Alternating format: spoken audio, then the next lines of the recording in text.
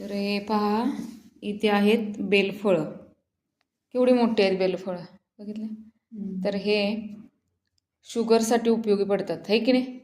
Sugar, अजून कशासाठी, BP वगैरे. तर हे खाण्यासाठी पण उपयोगी असतात. बेल शंकराचं हे फळ आहे. खाते तेच की. हो ना, मग खायलाच असतं ना.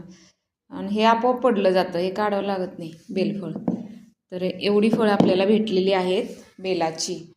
कढीपत्ता भेटलेला आहे, तुळस आहे काय पडली होती विष्णूला घालायला. इथे हिरवीगार पानं आहेत, हिरवीगार अशी पानं आहेत.